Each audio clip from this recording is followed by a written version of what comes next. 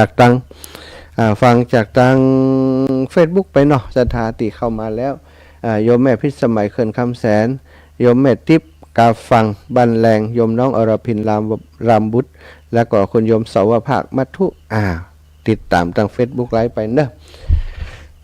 กราบพระพร้อมกันศรัทธาญาติโยมทั้งหลายกราบหนึ่งพุทโธเมนาโธกราบสองธัมโมเมนาโธกราบสามสังโฆเมนาโธ อิมินาสการะนะพุทธังอภิปูชายามิอิมินาสการะนะธัมมังอภิปูชายามิอิมินาสการะนะสังฆังอภิปูชายามิอะระหังสัมมาสัมพุทโธภะคะวาพุทธังภะคะวันตังอภิวาเทมิกราบสวากขาโตภะคะวะตาธัมโมธัมมังนะมัสสามิสุปฏิปันโนภะคะวะโตสาวกสังโฆสังฆังนะมามิกราบนะโมตัสสะภะคะวะโตอะระหะโตสัมมาสัมพุทธัสสะนะโมตัสสะภะคะวะโตอะระหะโตสัมมาสัมพุทธัสสะนะโมตัสสะภะคะวะโตอะระหะโตสัมมาสัมพุทธัสสะพุทธังสารนังกัจฉามิธัมมังสารนังกัจฉามิสังฆังสารนังกัจฉามิตุติยัมปิพุทธังสารนังกัจฉามิตุติยัมปิธัมมังสารนังกัจฉามิตุติยัมปิสังฆังสารนังกัจฉามิตติยัมปิพุทธังสารนังกัจฉามิตติยัมปิธัมมังสารนังกัจฉามิตติยัมปิสังฆังสารนังกัจฉามิอิติปิโสภะคะวะอะระหังสัมมาสัมพุทโธวิชชาจารณะสัมปันโนสุขโตโลกวิทูอนุตตโรปุริสธรรมะสารทิสัทธาเทวมนุษย์สานังพุทโธภะคะวาติสวากขาโตภะคะวะตาธัมโมสันทิฏฐิโกอากาลิโกเอหิปัสสิโกโอปันนะญิโกปัจจัตตังเวทิตาโพวินโยหิติสุปฏิปันโนภะคะวะโตสาวกสังโฆอุชุปฏิปันโนภะคะวะโตสาวกสังโฆยายาปฏิปันโนภะคะวะโตสาวกสังโฆยะทิทางจัตตาริปุริสายุคานิอัฏฐปุริสาปุคะลาเอสาภะคะวะโตสาวกสังโฆอะหุนยโยปะหุนยโยทักขินยโยอัญชาริการะนิโยอนุตตรังปุญญเขตังโลกัสสาติกราบพระพร้อมกันเนอศรัทธาทั้งหลายกราบหนึ่งพุทธังวรันตังสิรสานะมามิกราบสองธัมมังวรันตังสิรสานะมามิก ราบสามสังฆังวรันตังศิรสานะมามิ ไหว้พระสวดมนต์กราบพระไหว้พระแล้วศรัทธาก็จะได้มาสนทนาธรรมกันเนาะต่างวิทยุก็เป็นที่น่าเสียดาย ลำปางฟังอยู่เยอะคนเฒ่าคนแก่เปิดนี่มาเป็นเพลงไปเหียอาจารย์เฮ้ยเนาะต่างเชียงใหม่ก็โทรมาตะกี้มันซ้ำอยู่ที่เก่านะอาจารย์ตึ๊ดตึ๊ดตึ๊ดตึ๊ดเขาเปิดก็เจออย่างอันเนาะติดต่อประสานงานไปหาฝ่ายผู้ก่อนรับเห็นสตาเนาะบัดใดและแต่ทาง Facebook ไลฟ์ก็ยังต้องนำเสนออยู่เป็นห่วงสถานเนาะที่เปิดติดตามทาง Facebook เพราะ Facebook นี่ไปถึงทั่วโลกนะลูกสาวตะว่าจากเกาหลีปีสาวจากออสเตรเลียเพิ่นก็ฟังอยู่เนอะตอนนี้อยู่ออสเตรเลียเพิ่นเดือนตุลาพฤศจิกาอย่างพวกนั้นก็จะไปแอลหาเนอร์อีหรอนะอยู่ต่างประเทศเยอะนะมีเพื่อนอยู่ต่างอเมริกาอยู่ต่างยุโรปก็หลายคนที่เปิดฟังติดตามฟังอยู่ไม่ยากไม่เกียงคำอันวันนี้วิทยุบดดีหน่อยอยากเกียงคำไม่อยากเกียงคำนะลำปางบ้านทุ่งตุนเม็ดติวเข้ามาติดตามเหมือนกันก็เป็นยังว่ากันไปติดดีก็ฟังไปติดบดีก็มาได้ฟังศรัทธาญาติโยมวันนี้ก็จะมีเรื่องดีๆมานำเสนอเนาะชีวิตของมนุษย์คนเฮาพยายามเข้าไว้นะมีอย่างเกิดขึ้นในชีวิตเฮาก็ตามศรัทธาญาติโยมจะได้ยินคำว่าปาฏิหาริย์ถ้าเฮาทำคุณงามความดีเพียงพอนะปาฏิหาริย์ก็จะเกิดกับเฮาบางครั้งบางทีเฮาประสบภาวะวิกฤตของครอบครัวก็ดีของตัวเฮาก็ดี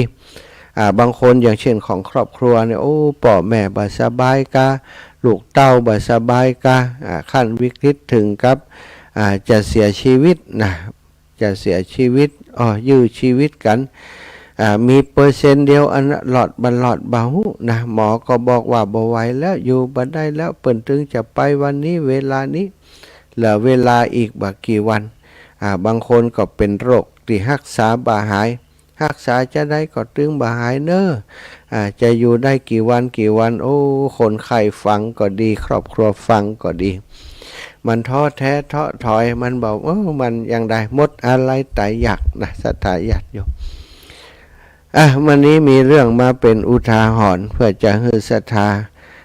ได้ติดตามรับฟังว่าบางครั้งบางทีอาจจะมีปาฏิหาริย์บางครั้งบางทีก็อาจจะบ่มีคำว่าปาฏิหาริย์ก็เป็นได้ชีวิตคนเฮามันบ่แน่บ่นอนแต่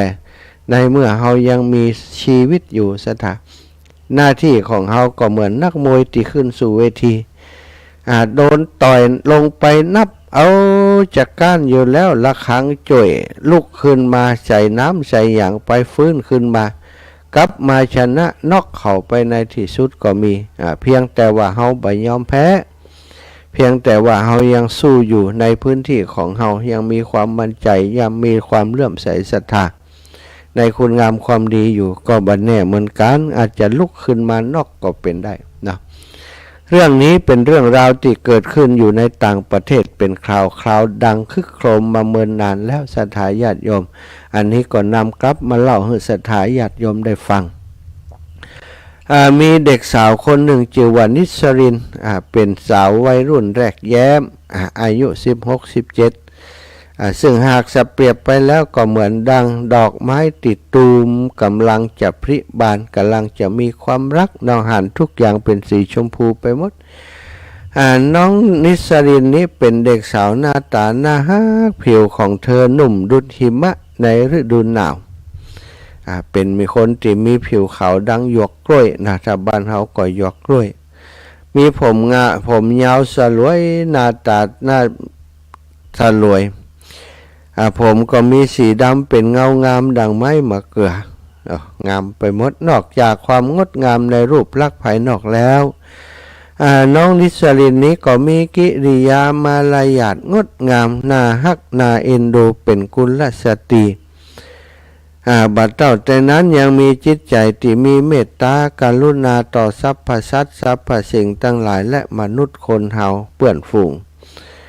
ดังนั้นเธอจึงเป็นที่รักของป่อของแม่ดังแก้วตาดวงใจและเป็นที่รักของเปื่อนฝูงคนในหมู่บ้านในชุมชนสัตว์สิ่งหิ่งห้อยที่เธอเป็นเจ้าของศรัทธาญาติโยมอยู่ในวัยกำลังเรียกว่ากำลังแข็งแรงสุขภาพพลานามัยก็ดีนิสลินชอบออกกำลังกายโดยการเดินโดยการวิ่งอยู่ในบ้านแต่อยู่มาวันหนึ่งขณะที่เธอกำลังออกกำลังกายและแวะเก็บดอกไม้อยู่ในสวนตามลำพังนั้นก็มีเหตุการณ์อย่างหนึ่งเกิดขึ้นกับนัสลินก็คือว่าเธอรู้สึกว่าหายใจติดขัดเหมือนกับอิดเหมือนกับหอบเหมือนกับจะหายใจบ่ได้เจ็บตีหน้าอกด้านซ้ายอย่างรุนแรงเด็กสาวนิสลินเจ็บปวดทรมานมากจนแทบจะยันกายไว้บ่ไหวแต่ด้วยความเข้มแข็งด้วยความที่เธอเป็นนักกีฬาออกกำลังกายอยู่เป็นประจำที่มีความเข้มแข็งอยู่ในจิตในใจอย่างเต็มเปี่ยมและความคิดถึงที่เธอมีต่อพ่อแม่มากในตอนนั้นทำให้นิสลินใจแข็งป้าร่างกายของตนเดินละหอยเลยแรงกลับไปถึงบ้านในที่สุดพ่อแม่ของนิสลิน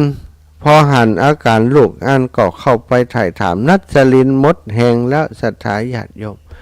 ล้มฟุบไปบนตักของแม่พระปอกกระช่วยกันปฐมพยาบาลหายใจรวยลินนักแกแม่ก็ได้โทรไปหาคุณหมอซึ่งเปิดคลินิกอยู่ในหมู่บ้าน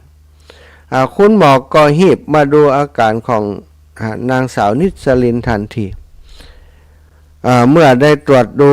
อย่างละเอียดเรียบร้อยแล้วคุณหมอก็หน้าถอดสีเพราะคุณหมอก็คือคนเป็นคนในชุมชนคนหนึ่งที่ฮักน้องนิสลินเนี่ยนิสลินนี่เป็นคนดีบางทีมีเวลาไปที่บ้านหมอก็ช่วยไปเก็บไปกวาดไปปัดไปกวาดปะเปิ่นที่ไหนก็ยกมือไหว้สวัสดีอ่อนน้อมถ่อมตัวคุณหมอก็ฮักน้องนิสลินเมื่อตรวจอาการของนิสลินคุณหมอก็หน้าถอดสีหน้าเสียหน้าตาหม่นหมองไปพ่อแม่ก็จับอาการของคุณหมอได้ว่าต้องมีอะไรอย่างนักหนาครับลูกแน่นอนและแล้วสิ่งที่บัดต้องการจะได้ยินก็ได้ยินในที่สุดจากคำพูดของคุณหมอที่บอกว่าข้าเสียใจตัวเนอะอีลานิสลินคงจะอยู่โดยเฮาแหมประเมินละมีปัญหาที่หัวใจของเธอและเธอจะอยู่กับเฮาไปแหมประเมินแล้วตอนนี้พ่อแม่ตั้งหลายก็ตกใจศรัทธาเหี่ยแตกพึกเลยบักกึดว่าจะไปถึงขนาดนั้นคิดว่าลูกแค่อิดอ่อนเพราะว่าไปออกกำลังกายอาจจะหักโหมไปบักกึดว่าจะมาเป็นโรคภายในที่เกิดขึ้นกับลูกโดยบ่มีวี่แววเลยว่าจะเป็นโรคแบบนี้เพราะตลอดเวลาที่ผ่านมาก็บ่ได้แสดงอาการอย่างเลยพ่อแม่ก็ได้ถามคุณหมอว่ามาบ่มีวิธีใดจะรักษาลูกสาวของเฮาได้เลยครับหมอจะต้องใช้เงินต่อใดบัดเดี๋ยวนี้ยอมหมดแม้กระทั่งชีวิตพ่อแม่ก็จะฮื้อกับเขาได้นะหมอเนี่ยอย่างใดดีแม่ก็สู่แขนหมอน้ำตาไหลพรากเลยสัตว์พ่อก็เช่นเดียวกันไม่จะเป็นปวดใจแต่ว่าเมื่อเกิดสิ่งที่บักขาดฝันอย่างอี้ขึ้นกับลูกสาวน้ำตาก็ไหลออกมาบัดเต่าแต่พ่อแต่แม่กระทั่งคุณหมอก็น้ำตาไหลสะท้าเพราะว่าหลงฮักน้องนิสลินนี่เหมือนกันเพราะเขาเป็นคนดีมีคนความอ่อนน้อมถ่อมตัวไปที่ไหนสัตว์สิ่งแห่งห้อยแม้กระทั่งกระหลอกกระแตคนอื่นยับบ่ได้อินน้อยนี่มันยับได้หมดแสดงว่าจิตใจของเขามีเมตตาสัตว์สัมผัสได้หมูหมากาไก่แมวนี่เข้ามาหาคลอเคลียบอกว่าเป็นของไผ่ นั้นแสดงถึงพลังจิตของความเป็นคนดีงามของนิสลินหมอก็ได้แต่ตอบว่าเฮาก็เสียใจพ่อกับแม่ก็ฮู้ดีว่าเฮานี่ฮักนิสลินเหมือนลูกเหมือนเต้าเหมือนกันแต่คงตึงบ่มีวิธีจะรักษาและโรคนี้เป็นโรคที่รักษาบ่หายตอนนี้ยังบ่มีวิธีที่จะรักษาโรคหัวใจลักษณะแบบนี้ให้หายขาดได้นิสลินเอ้ยลูกน้อยผู้น่าสงสารถ้ามีวิธีใดที่พ่อหมอจะรักษาลูกสาวได้พ่อบ่รอช้าแน่ลูกพ่อจะหาวิธีครับได้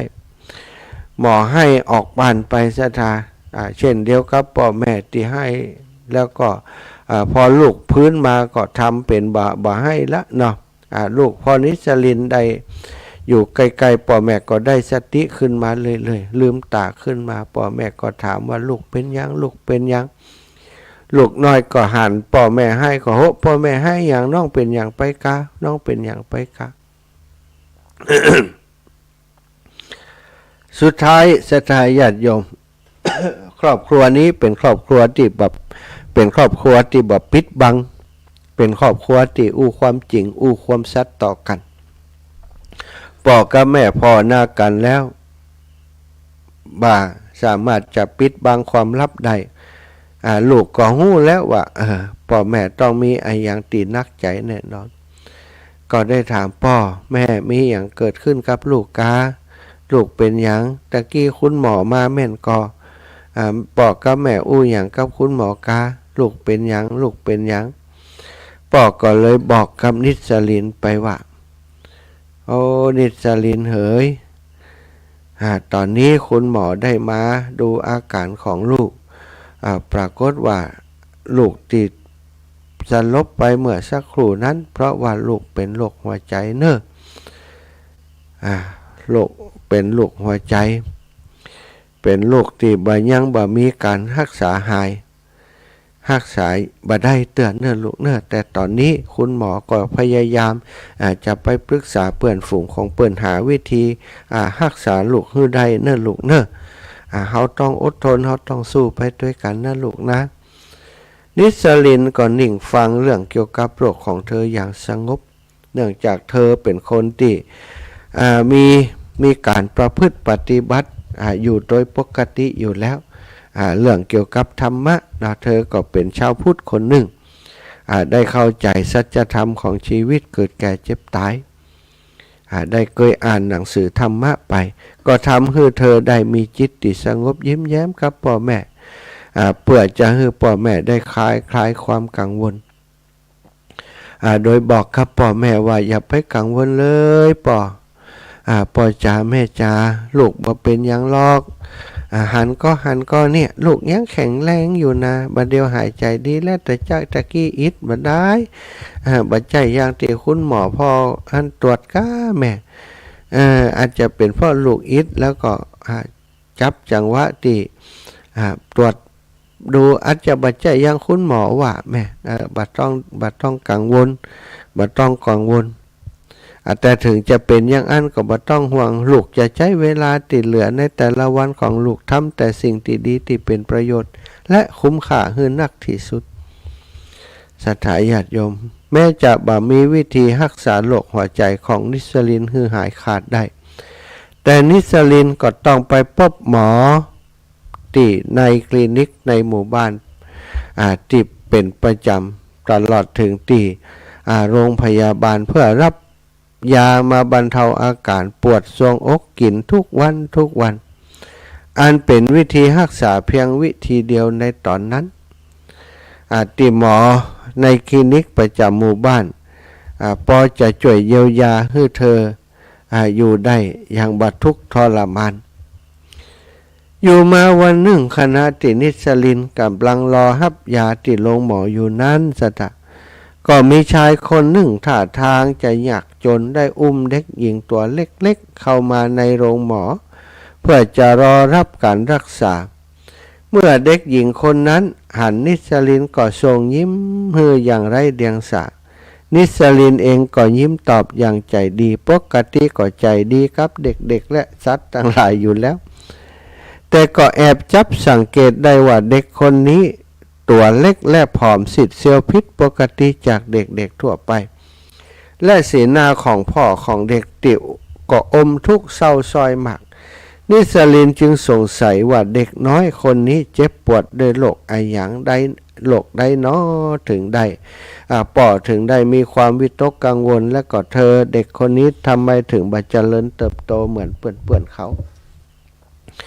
โดยความตีนิสลินเป็นคนที่มีความห่วงใยในคนอื่นความเป็นไปของผู้อื่นก็ได้เข้าไปหาแล้วก็ไป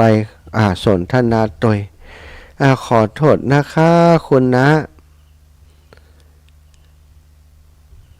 บอกทราบว่าลูกสาวของคุณนะป่วยเป็นโรคอะไรอย่างกันค่ะจึงทำให้คุณนะดูเศร้าส้อยถึงเพียงนี้ผู้ชายคนนั้นก็หันมามองนิสลินด้วยแววตาที่เศร้าหมองก่อนจะตอบอย่างไร้กำลังคือบ่มีแหงจะปากแล้วสตาก็บอกว่านะมียาย่าเป็นลูกสาวเพียงคนเดียวลูกสาวชื่อยาย่านะมียาย่าเป็นลูกสาวเพียงคนเดียวเมื่อปีที่แล้วแม่ของแกเพิ่งป่วยตายไปหลังจากนั้นอีก3 เดือนนะก็พบว่ายาย่าป่วยเป็นโรคเนื้อร้ายที่อยากจะรักษาได้และต้องรอความตายอย่างเดียวเนื้อร้ายก็คือประมาณว่าเป็นมะเร็งนอกสถานแต่ก็พอมีทางรักษาได้บัจเจกาค่าคนนะหนูก็หันว่าเปิ่นมีการรักษาได้นะคนที่เปิ่นเป็นอย่างเนื้อร้ายอยู่ตรงไหนตีมันพอจะผ่าตัดได้เปิ่นก็ผ่าตัดได้นะคนนะบ่ต้องห่วงหรอกแกต้องหายแน่ๆนะนิสลินพยายามฮื้อกำลังใจโดยความจริงใจในแววตาในคำสนทนาล้วนแต่เต็มไปด้วยพลังการฮื้อกำลังใจแก่ผู้ชายคนนั้นชายคนนั้นก็มีสีหน้าทุกข์ระทมยิ่งกว่าเก่าสถานแทนที่จะดีขึ้นเพราะแกหู้ดีว่ามันบ่มีโอกาสแน่นอนบ่มีหรอกหนูเฮ้ยที่ประเทศของเฮาก็เป็นประเทศที่บ่ใจร่ำรวยอย่างละตัวผมนี่ก็บ่ใจคนร่ำคนรวยที่ประเทศของเฮายังบ่มีหมอที่รักษาโรคนี้ได้เลยคุณหมอเพิ่นบอกอย่างอี้ดังนั้นยาย่าของนะจะบ่มีวันหายหรอกหนูหากบ่ได้เดินทางไปรักษายังประเทศที่อยู่เจริญแล้วที่ไกลพ้นทะเลไปพ้นทะเลก็ตั้งยุโรปตั้งตะวันตกวิทยาการแพทย์การผ่าตัดเครื่องไม้เครื่องมือเปิ่นเจริญเขาก็กล่าวถึงว่าถ้าไปรักษาตั้งพุ่นก็จะหายแต่ต้องใช้เงินมากตัวของน้าเองก็เป็นเพียงช่างทำรองเท้าและเอาเงินที่ไหนมากมายนั้นมารักษาลูกได้นิสลินฟังอย่างอันก็รู้สึกสงสารช่างทำรองเท้าและลูกสาวของเขาเป็นกำลังประดุจจะนึงว่าเด็กคนนั้นเป็นลูกของเธอหันละอ่อนคนนั้นที่เล่นอยู่ตั้งนอกมองไปก็หันถึงแม้จะมองอยู่ตั้งหลังก็หันถึงความที่เด็กคนนั้นเป็นเด็กที่น่าสงสารน่าเอ็นดูเธอก็อยากจะช่วยเหลือให้เด็กคนนี้ได้รับการรักษาแม้ครอบครัวของนิสลินจะจัดได้ว่าเป็นครอบครัวผู้มีอันจะกินครอบครัวหนึ่งแต่ว่าสมบัติพัฒฐานของครอบครัวเธอก็คงแบบเพียงพอที่จะช่วยให้เด็กน้อยยาย่าได้รับการรักษาไปยังประเทศพ้นทะเลอันไกลในยุโรปในเมืองที่เจริญแล้วนั้นอีกประการหนึ่งนิสลินเองก็บ่อยากจะรบกวนทรัพย์สมบัติของพ่อแม่มากเกินไปเพราะอยากให้ท่านทั้งสองใจทรัพย์สมบัติที่มีอยู่เลี้ยงดูตัวเองให้ได้กินให้ได้อยู่ดีจนชั่วชีวิตแทนตัวเธอที่คงบ่มีโอกาสจะดูแลพ่อแม่ไปจนถึงแก่เฒ่าถ้าเธอจะอยู่ไปถึงแก่เฒ่าก็ดีจะได้ดูแลพ่อแม่แต่นี้นิสลินก็จะต้องตายเหมือนกัน ครั้นจะเอาเงินทองของพ่อแม่ที่มีอยู่เนี่ยมาฮักเอาไปจ่วยนิดน้องยาย่าก็คงจะเป็นไปได้ยากนะสถานิสลินได้มกมุ่นคลุ่นคิดถึงวิธีจะช่วยเด็กน้อยยาย่าอยู่หลายวันหลังจากกลับมาถึงบ้านหลายวันหลายคืนนึกถึงหน้าตาแววตาของน้องน้อยยาย่าและบิดาของเธอก็รู้สึกหม่นหมองรู้สึกจิตใจอยากจะช่วยจนกระทั่งคืนหนึ่งเธอก็ได้คิดว่าตัวเองควรจะทำอะไรอย่างเพื่อช่วยเหลือเด็กน้อยคนนี้โดยบ่ต้องเดือดร้อนคนอื่นมากนักเมื่อคิดใดดังนั้นแล้วน้องนิสลินจึงแจ้งความคิดนี้แก่คนเป็นแม่เป็นพ่อในทันทีบอกว่าลูกตัดสินใจว่าจะวิ่งไปทั่วประเทศทั่วทุกเขตการปกครองผ่านทุกชุมชนหมู่บ้านเพื่อขอรับเงินบริจาคมาช่วยยาย่าผู้น่าสงสารคือได้เดินทางไปฮักส่วนสาตัวยังต่างประเทศไกลพ้นทะเลปุ่นเรื่องราวนี้พ่อกับแม่เคยได้ยินจากนิสลินแล้วก็หันว่านิสลินมีความคิดวนเวียนอยู่กับจะช่วยเหลือเด็กน้อยคนนี้ตลอดฮือพ่อแม่ฟังใจเนี่ยอย่างใดใจเนี่ยอย่างใดอย่างอีตลอดหลายวันมาแล้วพ่อกับแม่ของนิสลินได้ฟังก็ตกใจต่างกับปากันทัดทานเป็นการใหญ่เลยสตาโอ้นิสลิน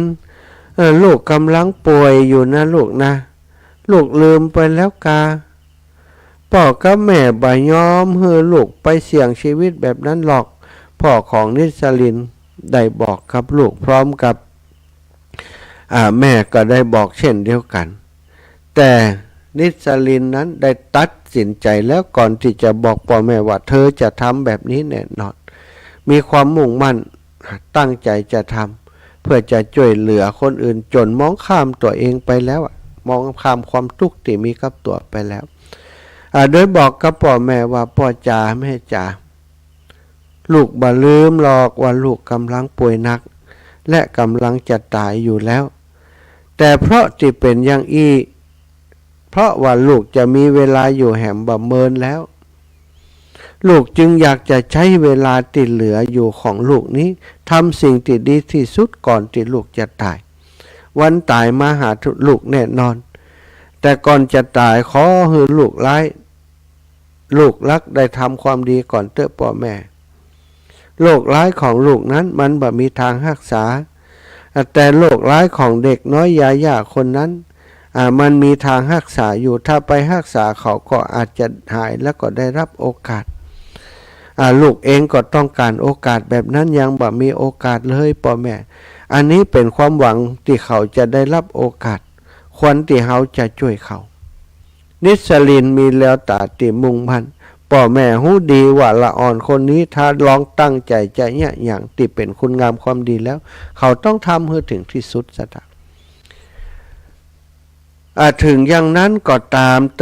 ลูกมันก็จะไปบาเสียแรงเปล่ากับลูกจาลองคิดดูสิว่าจะมีไผเอาเงินมาให้ลูกสักกี่มากน้อย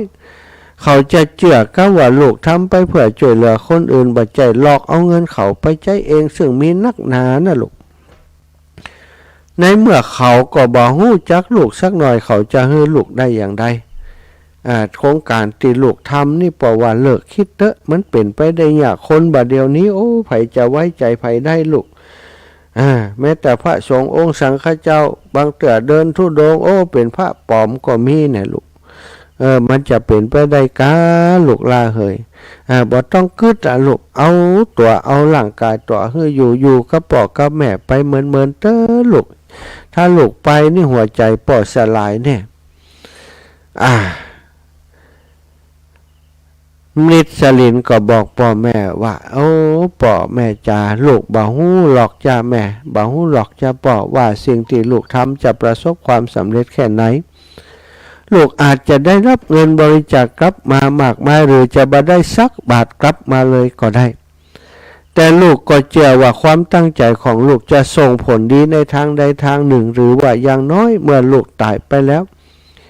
ดินแดนแห่งความสุขหลังความตายจะได้อ้าแขนรับลูกอย่างเต็มใจ ถ้ามันบ่เกิดกุลบ่เกิดประโยชน์ในวันนี้นะบ่มีไอ้อย่างเกิดขึ้นนะจ่วยแล้วบ่ได้มักได้ผลอย่างสักอย่างแต่ก็เชื่อมั่นว่าการตัดสินใจทำความดีนี่จะทำให้เขาไปสู่สุคติสวรรค์ในเบื้องหน้านั้นเมื่อพ่อแม่บ่อาจจะเปลี่ยนจิตเปลี่ยนใจของลูกสาวได้พ่อกับแม่นิสลินก็จึงปรับเปลี่ยนทัศนคติเสียใหม่หันมาร่วมมือกันสนับสนุน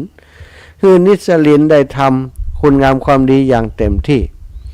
พวกเขาทำแผนที่เส้นทางการเดินทางในประเทศให้กับนิสลินและก็จ้างคน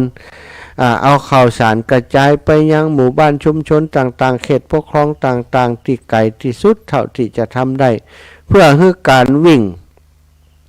ของนิสลินนั้นได้รับเงินบริจาคให้ได้มากที่สุดให้เป็นผลสำเร็จนักที่สุดแจกเบอร์ชัวแจกอย่างไปว่าเส้นทางสายนี้จะมีเด็กน้อยผู้หญิงคนหนึ่งซึ่งเป็นโรคหัวใจมีเวลาอยู่บนโลกนี้บ่เมินแล้วกำลังจะเดินธุดงค์มาเดินธุดงค์ เป็นทุเจ้าแล้วตัวเดินธุดงค์อันนี้เปิ่นอันวิ่งเนาะ อย่างอันคุณตูนบอดี้สแลมนะกันนี่นะเด็กคนนี้น่ะตูนบอดี้สแลมก็เอามาจากนี่กันนี่เนาะศรัทธาก็แจ้งข่าวสารไปแจ้งข่าวสารไปการกระทำของนิสลินเป็นเรื่องตีก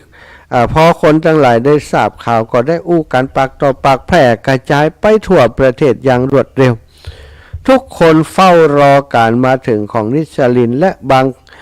สำนักพิมพ์สำนักข่าวก็มาทำข่าวเอาข่าวไปลงทำให้นิสลินดังตั้งแต่ยังบ่เริ่มเดินศรัทธาญาติโยมยังบ่เริ่มเดินเลยเมื่อนิสลินได้วิ่งไป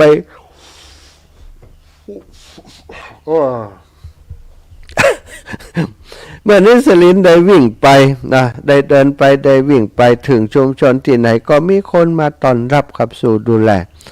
ได้มามอบสตางค์สนับสนุนในการวิ่งของนิสลินแล้วก็หลายคนก็มาเดินเป็นเพื่อนกับนิสลินไปตลอดเส้นทางที่ผ่านหมู่บ้านของเขาดังนั้นนิสลินจึงได้เงินบริจาคเพิ่มขึ้นในทุกที่ที่เธอไปแล้วก็ได้เพื่อนร่วมทางเพิ่มขึ้นโดยบางคนก็ขอเดินทางไปเท่าที่จะสามารถเดินทางไปกับนิสลินได้ต่อมาข่าวนี้ได้แพร่กระจายเป็นที่โจษจันกันไปถึงเจ้าผู้ปกครองนายกเทศมนตรีที่นายกรัฐมนตรีผู้ปกครองของประเทศแห่งนั้นได้ทราบจากข่าวสารที่เปิดลงกันคนกระตื่นเต้นกระตือรือร้นในเรื่องข่าวของนิสลินโจษจันกันไปข่าวเรื่องนี้ก็ไปถึงหูท่านผู้นำท่านผู้นำจึงฮือคนเจ้าหน้าที่ของตัวเก่าตำรวจทหารที่ทำหน้าที่ด้านความปลอดภัยไปสืบสาวหาความจริงเกี่ยวกับนิสลินและการวิ่งเพื่อรับบริจาคของเธอเมื่อรู้เรื่องราวทั้งหมดผู้ปกครองประเทศนั้นก็ได้กล่าวชื่นชมนิสลินออกข่าวแล้วก็มีคำสั่งให้ทหารองครักษ์ของตัว3 คนได้ไปดูแลความปลอดภัยการเดินทางการวิ่งของนิสลินเพื่อคุ้มครองนิสลินให้ได้ปลอดภัยและก็ได้ให้ความช่วยเหลือเธอตามความเหมาะสมแต่ว่าบ่ให้นิสลินได้รู้ว่าท่านผู้นำประเทศได้ช่วยเหลืออยู่ลับๆนอกจากนั้นยังสละเงินส่วนตัวบริจาคในการเดินทางให้นิสลินโดยเป็นเงินจำนวนนักซึ่งน่าจะเพียงพอต่อการรักษาน้องยาย่าบ่ใช่ป้าปะยาปอกนะน้องยาย่าหลายคนเกิดความคิดว่าเงินที่นิสลินได้ในตอนนี้น่าจะพอแล้วสำหรับการรักษายาย่าจึงได้ขอให้เธอหยุดวิ่งโดยความห่วงว่าโรคไข้เจ็บโรคหัวใจของเธอจะกำเริบแต่นิสลินก็ยังคงวิ่งต่อไปตามความตั้งใจเดิมและก็เธอก็ยังมีคนอีกมากมายวิ่งตัวเธอไปตัวเธอจึงได้บอกว่าคนที่อยู่ตั้งหน้าเปิ่นก็รอคอย การไปของเธอจึงบ่หยุดวิ่งซึ่งความช่วยเหลือจากเจ้าผู้ครองประเทศกระทำให้การเดินทางของนิสลินเป็นไปด้วยความราบรื่นมากขึ้นนะมีการเคลียร์หนทางข้างหน้าที่เธอวิ่งไปแล้วก็มีคนวิ่งโดยเธอมากขึ้นจนกระทั่งการวิ่งขอรับบริจาคของนิสลินเสร็จสิ้นลงในเวลาอย่างรวดเร็วเวลาที่คาดหมายเอาไว้กว่าเวลาที่คาดหมายเอาไว้เมื่อนิสลินนำเงินที่ได้รับทั้งหมดเนี่ยแจ้งให้สาธารณะทราบว่าเธอได้เงินเท่าใดแล้วก็นัดหมายให้พ่อของเด็กหญิงยาย่ามารับมอบจากครอบครัวของเธอซึ่งพ่อของยาย่าก็ทราบซึ้งใจจนถึงกับร้องไห้และนั่งคุกเข่าพร่ำกล่าวคำสรรเสริญโทโดยความจริงใจนิสลินห้ามบ่ให้เขาทำเช่นนั้นและบอกว่าความช่วยเหลือเหล่านี้บ่ได้มาจากหนูคนเดียวคุณพ่อแต่มาจากทุกคนที่ได้มอบเงินบริจาคมาให้ด้วยความศรัทธาและเชื่อมั่นของพวกเขาอยากให้ยาย่าได้รับการรักษาและมีชีวิตที่สดใสต่อไปซึ่งต่อมาเมื่อได้รับเงินแล้วพ่อของยาย่าก็อู้กับคุณหมอที่รักษายาย่าก็ส่งยาย่าและคุณพ่อไปรักษาในต่างประเทศพ้นทะเลที่ไกลก็ปรากฏว่าการรักษาเป็นไปโดยความเรียบร้อยโดยดี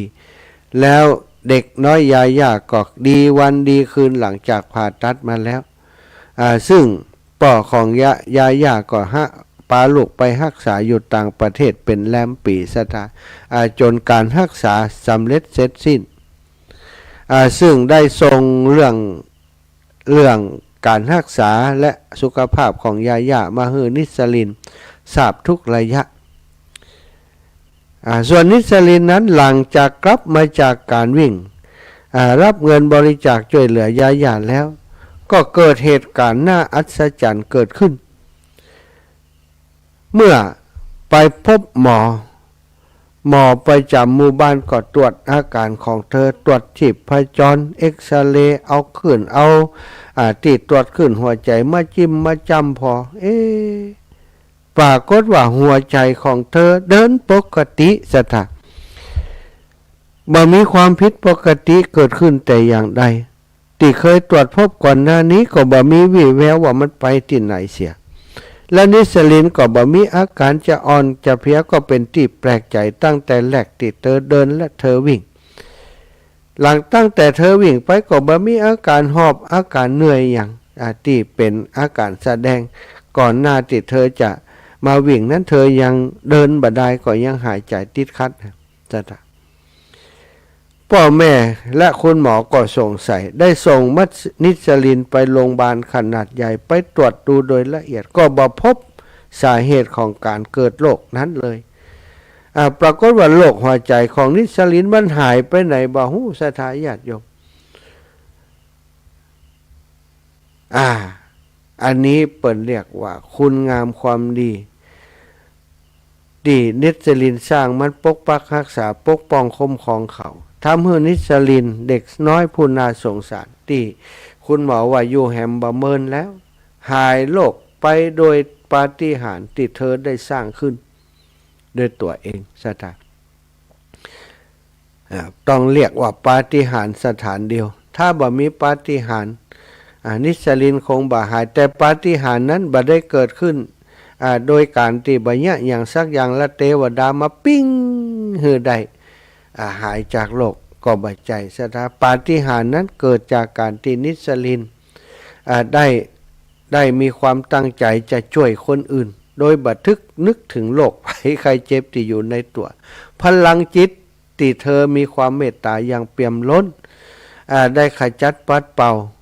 โรคภัยไข้เจ็บในตัวเธอออกไปการที่เธอได้เดินได้วิ่งไปนั้นตลอดเส้นทางได้พบปะกับผู้คนมากมายทำให้เธอลืมเรื่องโรคหัวใจของเธอแล้วก็การเป็นการออกกำลังกายอย่างต่อเนื่องทำให้เลือดตีบอยู่ในหัวใจของเธอเส้นเลือดของเธอนั้นมันขยายออกเส้นเลือดตีบ ก้อนเลือดตีบไปตันไปทักไปอุดอยู่เนี่ยศรัทธาได้ถูกขจัดออกไปโดยพลังจิตแล้วก็ร่างกายของเธอที่เข้มแข็งนั่นเองอันนี้เป็นปาฏิหาริย์ที่เกิดขึ้นศรัทธาญาติโยม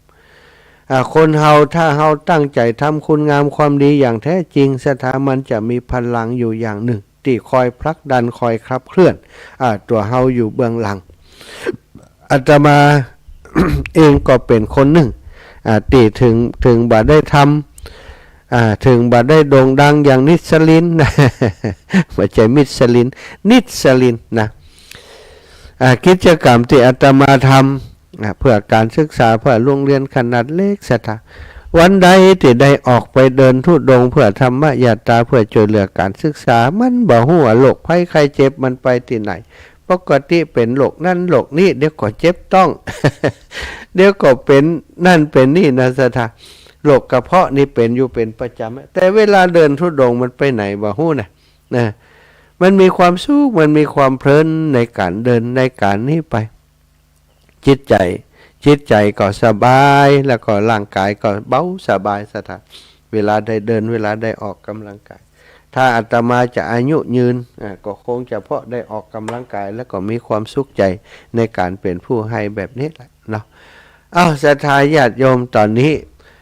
ตีสี่แล้วตั้งสถานีต่างๆว่าอย่างใด สถานีตั้ง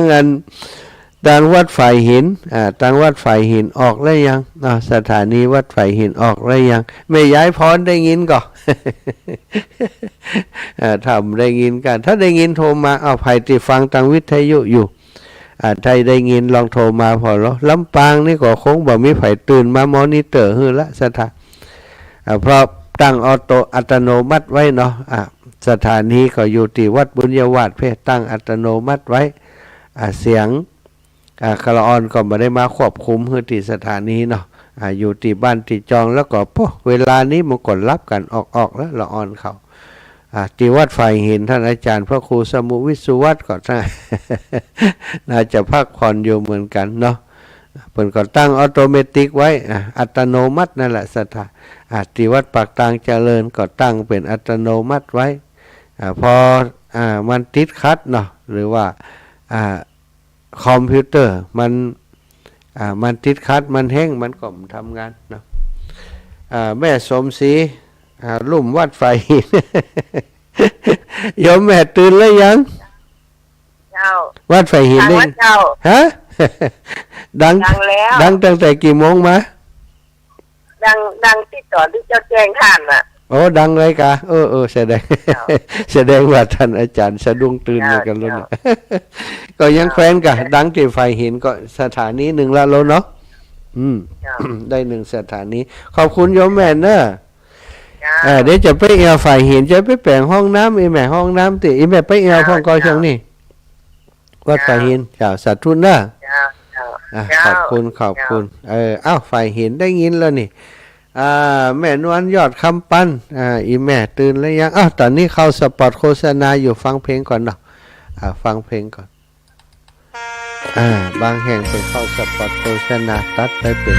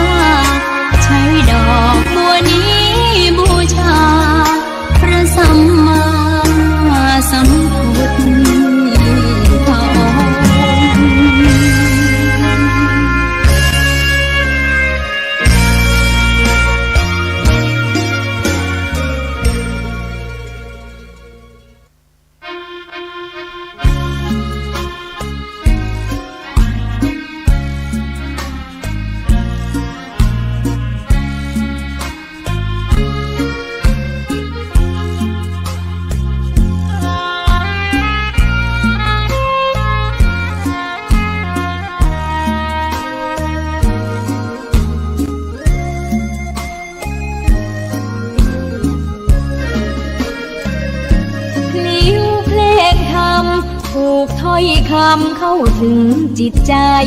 ฟังรายการวิทยุเสียงใสส่งถึงใจไปสู่ปลายนาสารธรรมน้อมนำมาพระศาสดาบอกผู้คนทั่วลาหันมาเข้าวัดฟังธรรมคลื่นเสียงนี้เป็นคลื่นธรรมะจากใจส่งถึงบ้านไกลบ้านไกลฟังได้สุขใจล้ำยามดึกดื่นค่ำคืนมีงานต้องทำเป็นคลื่นสารธรรมเน้นย้ำธรรมะเพื่อนใจเสียงคลื่นธรรมบอกหลักธรรมให้คลายความเหงาฟังเสียงธรรมะเบาเบาบอกเล่าถึงคนบ้านไกลสื่อธรรมะบอกลดละและวางด้วยใจสื่อไปถึงสวงในเข้าใจหลักธรรมหลักดีลิ้วเพลงธรรมถูกสัมพันธ์จิตใจร่าเริงฟังสาระธรรมะบันเทิงรื่นเริงในชีวิตยามวันว่างเดินทางไปเยี่ยมสถานีนัดพบกันน้องพี่วันนี้วันดีวันเสาร์สวดมนต์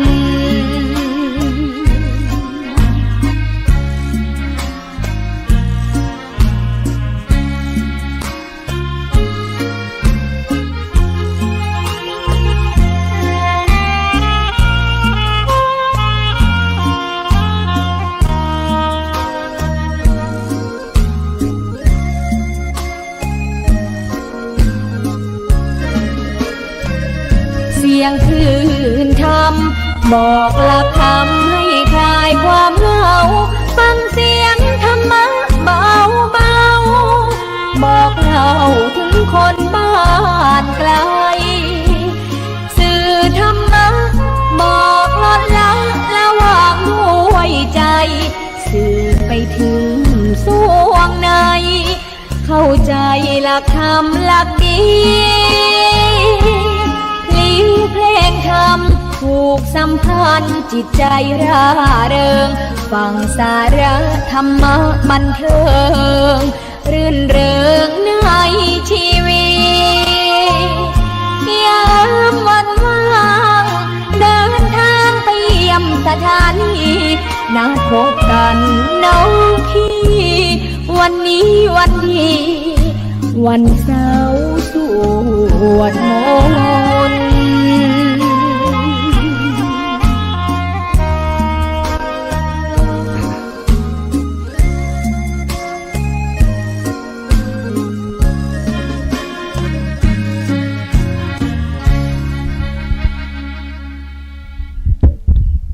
เจริญสุขเจริญธรรม ศรัทธาสาธุชนคนดีทั้งหลาย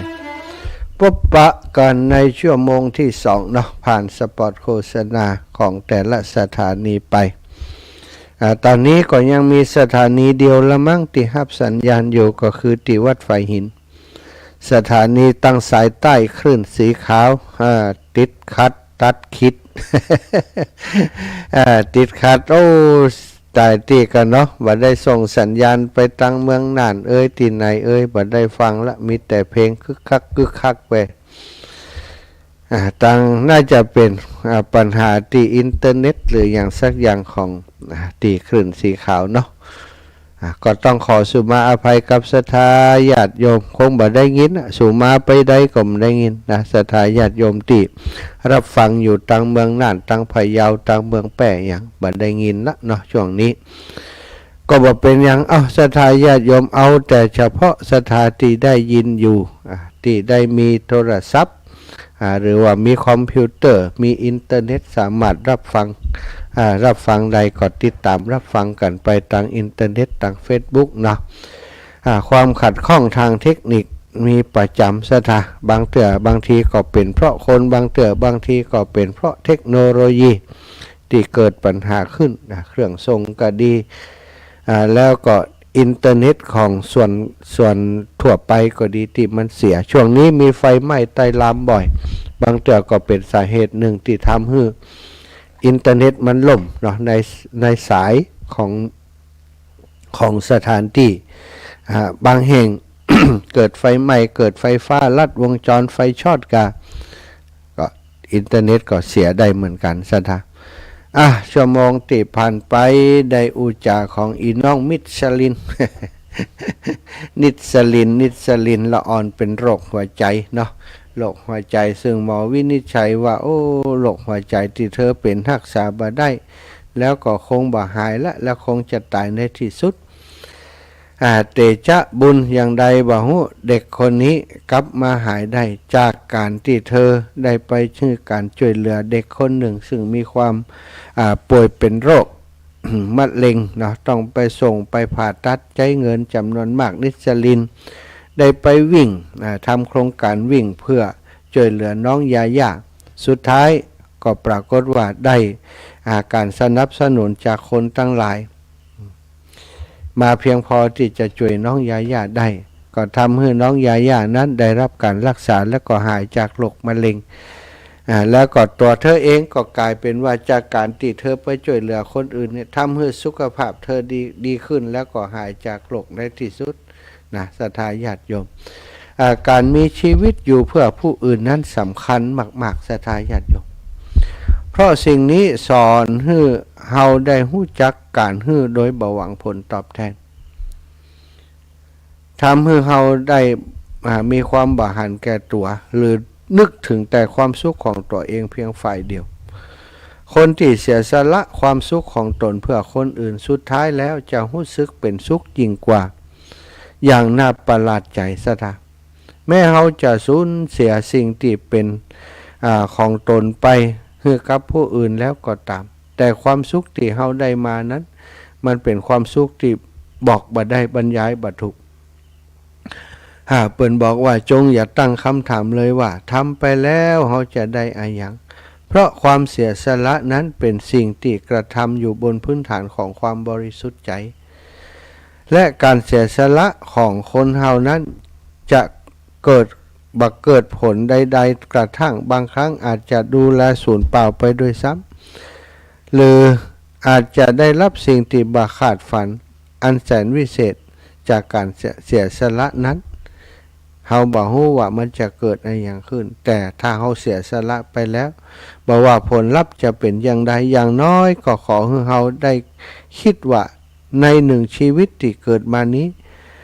เฮาเป็นคนดีคนหนึ่งที่ทำให้โลกน่าอยู่และน่าอยู่มากขึ้นซะครับในข้อนี้อาตมาเองสัมผัสจิตใจของนิสลินได้เป็นอย่างดีเพราะตัวของอาตมาตั้งแต่ก่อนที่จะมาบวชในครั้งนี้ศรัทธาญาติโยมก็ได้ตัดสินใจเพื่อจะช่วยโรงเรียนขนาดเล็กในหมู่บ้านในชุมชนเล็กๆของอาตมาซึ่งได้ถูกประกาศจากทางการไปแล้วนะสำนักงานเขตพื้นที่สพท.เปิ้นได้ประกาศว่าโรงเรียนแห่งนี้ชื่อโรงเรียนของอาตมาขึ้นป้วงเลยวันที่นี้ต้องไปเรียนร่วมกับโรงเรียนนี้นี่โรงเรียนแห่งนี้ต่อไปจะต้องอยู่ในการดูแลของโรงเรียนแห่งนั้น นี้นั้นว่าประกาศชื่อว่าเป็นโรงเรียนอะไรอย่าง ได้ระบุมาโดยให้ละอ่อนไปรอที่หน้าโรงเรียนรถจะมาฮับที่นี่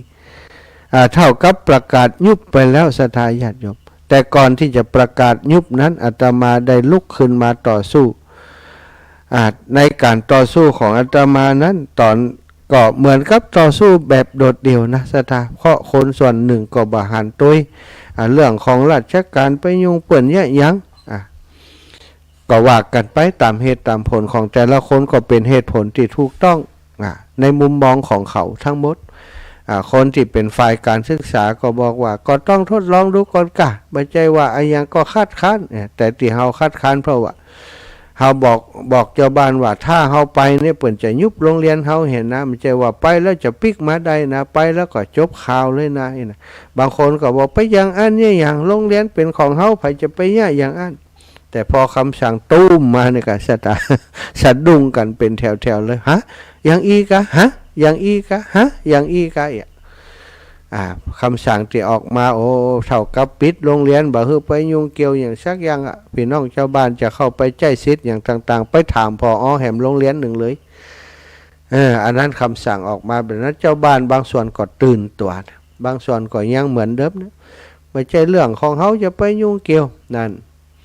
ว่ากันไปแต่อาตมานี่ต่อสู้โดยแรงเสียดทานที่สูงพอสมควรแต่สิ่งหนึ่งที่อาตมามองหันตอนนั้นเนาะซึ่งเขาจะไปบังคับให้คนอื่นมองอย่างเขาก็ไม่ได้นะสถาอีปอยไหมจะได้มันกึดอย่างเขามันจะไปได้อย่างเนาะเขาก็ยังมันกึดอย่างเขา คนที่มีหน้าที่ตั้งการศึกษาเปิ่นก็มองในมุมมองของเปิ่นแต่เฮาก็มองมุมมองของเฮาที่อาตมามองก็คิดว่าโอ้ถ้าเฮาเองเคยมีความสุขกับโรงเรียนแห่งนี้ถ้าเฮาจะให้มันอยู่ไปแห่มสักระยะบ่ได้กะตอนนี้นักเรียนอาจจะน้อยแต่ต่อไปก็อาจจะนักก็ได้ลูกหลานเฮาไปทำงานจากต่างจังหวัดอยู่ที่อื่นอยากกลับมาอยู่บ้านอยู่จองของเฮาก็ได้บางแต่เขาประสบปัญหาการทำธุรกิจการทำงานที่เมืองไต้เมืองลาวลำบากบ่เหมือนเดิมเขาอาจจะอยากกลับมาอยู่กับครอบครัวอยู่กับบ้านกับจองเอาลูกเอาเต้ามาด้วยก็อาจจะเป็นไปได้กึดไปนะแล้วก็ติกึดก็คือเป็นห่วงลูกหลานเวลาเดินทางไปหำไปเฮียนที่อื่นแรกๆเปิ่นอาจจะมีรถรับส่งก็จริงแต่เมื่อเข้าเปิ่นก็อาจจะปล่อยเขาไปไผไปมันคนที่เป็นผู้ปกครองก็ต้องขี่รถไป 2-3 กิโลจะไปถึง3-4 กิโลก็จะไปถึงแห่มโรงเรียนเนี่ยสถานแต่ถ้าลูกเฮียนอยู่ที่บ้านท่านมันกลับคนเดียวก็ได้เนี่ยเดินมาด้วยกันเลี้ยนะครับรถถีบขี่รถถีบมาถ้าพ่อแม่ไปฮับก็แป๊บเดียวบ่ถึง5 นาทีก็ฮับลูกมากลับมาบ้านได้แล้วนี่คิดอย่างอีนะก็เลยต่อสู้โดยพื้นฐานโดย โดยหลักการของตัวเก่าโดยมองว่าถ้าวันนั้นนะที่อาตมาตัดสินใจในวันนั้นตัดสินใจเสียสละความสุขส่วนตัวมีครอบมีครัวมีภรรยามีลูกจะต้องดูแลมีการมีงานมีบ้านมีช่องมีไหนาป่าตั้งที่จะต้องดูแลแต่พอตัดสินใจแล้วต้องสวะหมดสถาสวะหมดนะแม้กระทั่งคนในครอบครัวที่อยู่ด้วยกันถึงวันบัดนี้มีเรื่องพิษพ้องมองใจกันแต่ว่าจะต้องจากกันจะต้องจากกันด้วยความเจ็บปวดถึงสองฝ่ายเปิ้นก็เจ็บปวดอาตมาก็เจ็บปวดที่จะต้องหันหน้ากันถึงวันเคยกินข้าวด้วยกันเคยพันนอกันเคยจ่วยกันเนี่ยนู่นเนี่ยนี่น่ะคนเฮาเนาะแต่วันหนึ่งมาปุ๊บตัดสินใจภายในเดือนเดียวจะต้องแยกจากกันบัดถึงเดือนด้วยซ้ำไปเนาะที่อาตมาตัดสินใจแล้วก็หาเวลาที่จะเข้ามาอยู่ในร่มกาสาวพัฒน์เพราะคิดว่าในพื้นที่ตรงนี้มีโอกาสได้ทำหน้าที่เสียสละได้นักที่สุดโชคดีอยู่อย่างหนึ่งเขาเป็นชาวพุทธเป็นสังคมพุทธสถาถ้า เขาบวชเป็นนักบวช เป็นพระสงฆ์องค์เจ้าในศาสนามีโอกาสที่จะสร้างสมคุณงามความดีได้ง่ายแล้วก็เวลาทำบุญสุนทรทานการในการนำกินน้ำตาลเนี่ยมีโอกาสที่คนเพื่อจะร่วมบุญร่วมกุศลได้ง่ายกว่าการที่เขาเป็นฆราวาสญาติโยมก็เลยได้ตัดสินใจบวชหลังจากที่ตัดสินใจแน่แล้วก็ได้ดำเนินการในการที่บวชในพุทธศาสนาเนี่ยได้ไปลาผู้รักผู้ใหญ่ได้ไปขอคำปรึกษาใช้เวลาประมาณ15 วัน20 วันเพื่อจะให้มันตกพลึกแต่ว่าสรุปแล้วการตัดสินใจของเขาถูกต้องก็แล้วตั้งผู้รักผู้ใหญ่ครูบาอาจารย์พระสงฆ์องค์สังฆเจ้าที่เขาเคารพนับถือเป็นว่าอย่างไรเตียวไปเดินทางไปหาขอคำปรึกษาสุดท้ายก็ได้ความชัดเจนว่าทุกคนหันตัวทุกคนก็เป็นห่วงว่าเขาจะทำได้กะเขาก็บอกว่าได้หมดแต่ว่าขอให้ได้ทำก่อนได้ทำก่อนความสำเร็จจะมีหรือบ่มี แต่ตอนนี้สิ่งที่ทำได้คือเสียสละก่อนสิ่งตั้งหน้าก็ให้ว่ากันคิดไปว่าสิ่งตั้งหน้า ถ้าเราคิดดีมันต้องมีคนที่ดีๆอย่าคิดแบบเราเนี่ยเนาะมีอยู่จะได้ช่วยเราความคิดของเราที่บอกว่าโอ้ถ้าโรงเรียนมันยุบไปมันเหงามันหมองหันหลายตีมาแล้วก็มีคนที่เปิ่นโรงเรียนเปิ่นยุบจริงเปิ่นก็มาเล่าให้ฟังว่ามันรู้สึกอย่างอันเต้นท่านอาจารย์เฮามายุบกำเตือเฮาบอกฮู้หรอกของผมบอกก่อนนี่โอ้โรงเรียนอยู่หิมบานนี่ถ้าละอ่อนมาโรงเรียนก็มีความสุขหันละอ่อนมันวิ่งมันเล่นกันหันครูบาอาจารย์เปิ่นสอนลูกหลานได้ยินเพลงชาติถึงวันบ่เดียวไปมีอย่างอาจารย์ท้องปิวแวดบนเหรียญน้อยเดียวนะมันฉีกมันขาดอ่ะ ได้กำลังใจสถานเวลาได้ออกทำกิจกรรมเนาะอันนี้สถานการมีชีวิตเพื่อผู้อื่นนั้นเป็นสิ่งสำคัญมากในพระพุทธศาสนาเป็นเรียกว่าความเสียสละแม้กระทั่งพระสัมมาสัมพุทธเจ้าของเราโอ้พระองค์ได้สละทรัพย์สมบัติทรัพย์สมบัติของราชาสมบัติของจักรพรรดิพระพุทธองค์นี่ถ้าเป็นเจ้าชายสิทธัตถะแล้วครองบ้านครองเมืองจะได้เป็นพระเจ้าจักรพรรดิที่มีคนไปสีโลลาบเคารพนับถือพระองค์เป็นผู้นำซึ่งตำแหน่งจักรพรรดินั้นมันก็แค่เป็นตำแหน่งที่ว่าบัดถึง100 ปี200 ปีนี่คนก็ลืมแล้วนะบางคนก็จะลืมไปใน4-50 ปีก็ลืมแล้วถ้าเพิ่นตายไปแต่ความเป็นพุทธะความเป็นพระพุทธเจ้านี้อยู่มาได้ 2,000 กว่าปีเฮายังชื่อพระองค์นามพระองค์ยังศึกษาห้ำเฮียนหู้เนาะในสิ่งที่พระองค์ได้นำมาสอนแต่ถ้าเป็นพระเจ้าจักรพรรดิก็คงชื่อเสียงความเกรียงไกรเกลือกไกรของพระพุทธเจ้าคงมาถึงเฮาเป็นเจ้าจักรพรรดิบ่ต้องเสียสละอย่างนักแต่การที่จะเป็นพระพุทธเจ้านี่เสียสละความสุขส่วนพระองค์ทุกอย่างทุกประการมีครอบครัวมีลาหุนตีน่าฮัก มีลูกน้อยตีน่าฮักก็ต้องสละออกมาเพื่อจะแสวงหาความหลุดพ้นมีภรรยาที่กำลังอยู่ในวัยสาวพระองค์ก็เสียสละสละทิ้งมัดทุกอย่างทรัพย์สินความผูกพันใดๆทั้งหลายที่เป็นอุปสรรคต่อการบรรลุมรรคผลนิพพานพระองค์ได้ทิ้งไว้เบื้องหลังโดยความบากหันแก่ตัวของพระองค์นั่นเองการมีชีวิตเพื่อคนอื่นสำคัญกว่าการที่พระองค์จะมีความสุขแต่เพียงลำพัง สิ่งเหล่านี้สอนให้เฮาทั้งหลายได้รู้จักความเสียสละโดยบ่หวังผลตอบแทนตอนที่อาตมาทำโครงการนี้นะอาตมาก็ได้คิดว่าโอ้งานนี้เป็นงานยิ่งใหญ่เขาจะต้องมีความเสียสละที่ยิ่งใหญ่ถึงจะทำได้เสียสละอย่างที่บอกมาทุกอย่างทุกประการและที่สำคัญต้องมีความอดทนต่อกรรมติฉินนินทาคำว่าร้ายคนอิจฉาริษยาก็มีสถาบางเขือเป็นกะมุมมองของคนมันบ่เหมือนกันนะเนาะมุมมองบ่เหมือนกันพอเขาทำเขาคิดต่างจากเปิ้นเขาทำต่างจากเปิ้นซึ่งคนทั่วไปไม่ไผคิดไม่ไผทำเขาก็เป็นคนแปลกประหลาดกว่าคนทั้งหลายเนี่ยใดอย่างใดละลูกละเมียมาอยู่อย่างอีบางคนก็บอกมันใครดังนะกัน ตอนนี้มันก็ยังกึดอย่างอันอยู่บ้างเนาะมันใครดังนะกับมันอวดเก่งมันอวดดีนะมันจะเนี่ยอย่างใดฮั่นนะไผจะช่วยมันฮั่นแต่สุดท้ายเนาะคนติดประมาทไว้เขาก็อายไปหลายคนแล้วเหมือนกันนะ อายไปหลายคนแล้วเหมือนกันเพราะอะไรอย่างเพราะพื้นที่ที่อาตมาเดินออกจากบ้านมาแล้วก็มายืนอยู่ตรงนี้ณปัจจุบันนี้อาตมาบอกเคยนึกเคยคิดเลยว่าศรัทธาญาติโยมแฟนรายการก้าวอีปออีแม่ที่หู้เรื่องราวของอาตมาจะเมตตาคุณนาเอ็นดูอาตมาทำกิจกรรมยังกระจ่วยมดเดินทุดงทุกครั้งบอกเคยทำให้อาตมาได้อยู่เพียงลำพังศรัทธาญาติโยมติดตามกิจกรรมของอาตมาบอกว่าโอ้ตอนนี้ขาดเงินต่ออันต่ออีที่จะช่วยตั้งโรงเรียนศรัทธาก็หายห้อมมากันคนน้อยได้เงินปีหนึ่งก็พอจะจ้างครูครูนี้ถึงวันนี้อาตมาจ้างปีละ3 คนศรัทธาใช้เงินอยู่คนหนึ่งใช้เงินอยู่7,000ต่อเดือน7,000 คน12 7นะ 12 7 84 84 84,000คูณด้วย381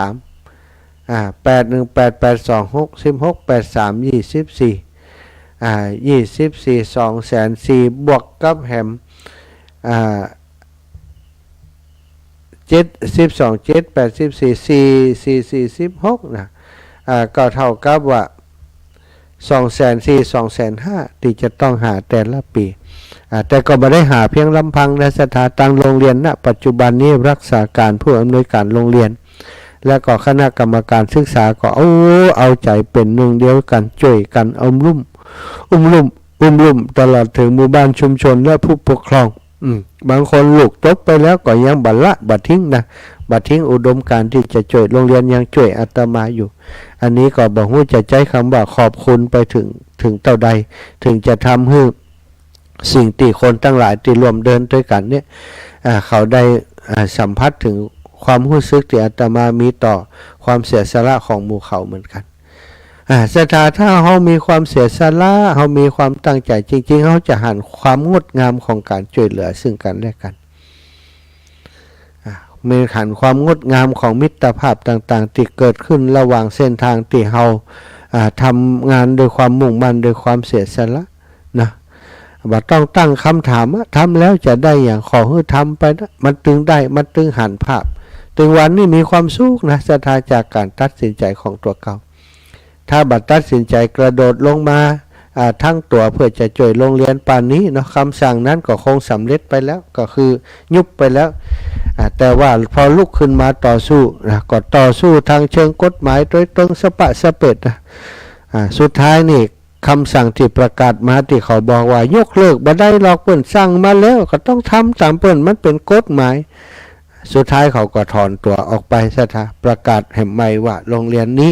คือทำการจัดการเรียนการสอนต่อไปคำสั่งนั้นถือว่าบ่เคยเกิดขึ้นวะ มันก็ยังทำได้เนาะอันนี้ก็อยู่ที่ความตั้งใจของเราทั้งหลายแต่ทั้งนี้และทั้งนั้นก็ต้องขอบคุณแฟนรายการทุกท่านทุกคนที่ฟังทาง Facebook ไลฟ์นี้วิทยุก็ตั้งฝ่ายหินนี่ก็มีหลายท่านหลายคนติดตามอาตมาและก็ช่วยอาตมามาโดยตลอดอันนี้ก็ใกล้ๆแห่มละศรัทธาญาติโยมสิ้นเดือนเมษาแต่เต่าที่ผ่านมาออกพรรษาแล้วยังมีเวลาเป็นของตัวเก่าเลยศรัทธามีงานครูบาอาจารย์จะต้องสนองงานครูบาอาจารย์และศรัทธาญาติโยมตลอดตั้งแต่ออกพรรษามาจนฮอดบัดเดี๋ยวนี้แล้วก็จะยาวไปจนถึงสิ้นเดือนเมษาเดือนพฤษภานี้ก็ขอสักเดือนเถอะนะ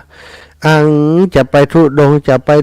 ตึ้มได้ไปแต่กำเตือไปช่วงติดเดือนกุมภาเหียเตือกันเนาะสถากุมภาก็เดือนอย่างเดือนธันวาปีแล้วกันมาถึงเดือนมกราวันที่12 มกราเนาะแล้วก็ยาวไปจนถึง22 อันมกราเนี่ยที่วัดม่อนห้วยแก้ววัดม่อนวัดปากทางเจริญแล้วก็วัดม่อนฤาษีนะที่ไปช่วยงานครูบาอาจารย์ได้เดินช่วงนั้นเหตุ20 วันเหตุแต่นะอันนี้ก็จะเดินแหมสักเดือน2 เดือนเดือนพฤษภานี่ก็จะออกเดินทุดงอีกครั้งหนึ่งนะออกเดินทุดงอีกครั้งหนึ่งเพื่อจะแหวงหาความสุขสงบในชีวิตตลอดถึงจะได้ทำโครงการช่วยเหลือการศึกษาต่อไปช่วงนี้ขอพักดื่มน้ำสักกำด้วย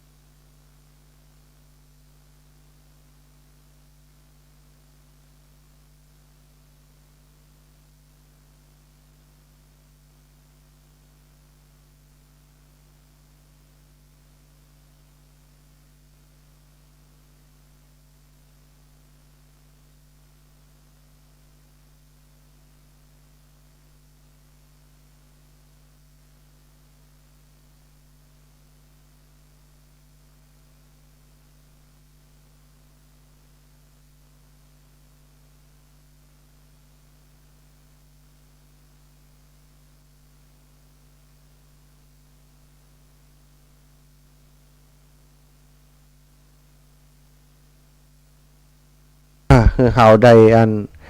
ทำการทำงานอย่างมีประสิทธิภาพศรัทธาญาติโยมลืมเปิดไมค์ได้ยินบ่ชัดก็แต่กี้ เสียงอันนี้มันขึ้นไหวอย่างใดมันขึ้นเนาะศรัทธาญาติโยมติดตามการทำงานของอาตมาทุกท่านทุกคนก็คงจะพอหู้แล้วนะแหมบะเมินก็จะได้ออกเทินธุดงค์ธรรมยาตราอีกครั้งหนึ่งประมาณสักเดือนปลายยังบอกเส้นทางแต่กันแล้วกันเส้นทางคิดไว้ในใจแล้วแต่จะถึงเวลามาจะได้เดินทางไปในเส้นทางนั้นตามที่ตั้งใจไว้หรือไม่ก็ดูเหตุการณ์ตั้งหน้าเนาะเหตุการณ์ตั้งหน้าเกี่ยวกับความปลอดภัยก็ดีเกี่ยวกับเรื่องของสภาวะแวดล้อมดินฟ้าอากาศอย่างมีเป็นปัจจัยบวกที่เขาจะต้องคำนึงถึงเวลาเดินธุดงค์นี่ก็ต้องสำรวจเส้นทางหลายอย่างอยู่เห็นภาพแล้วจ้ะเนาะสาธุนะศรัทธาขอบคุณครับศรัทธาสาธุชนคนดีตั้งหลายเท่าแก่อีป่ออีแม่ทุกท่านทุกคนเนอที่ได้ติดตามรับฟังรายการยามเจ้านี้วันนี้ปกติก่อยจะออกอากาศไปหลายสถานีแต่ณขณะนี้คงจะมีแต่วัดไฟหินเนาะตั้งสถานีอื่นๆในบ่ฮู้ว่าตั้งผู้ควบคุม สถานีจะดำเนินการจัดการเรียบร้อยแล้วยังปกติตั้งเมืองน่านเมืองแปะเมืองน่านตั้งพะเยาแล้วก็ตั้งเชียงใหม่ไปถึงเมืองฝางจะได้ติดตามรับฟังรายการในตอนเช้านะแต่วันนี้สถานีแม่ข่ายคงจะเกิดปัญหาเน็ตติดคัดสะดุดอยู่นะก็เลย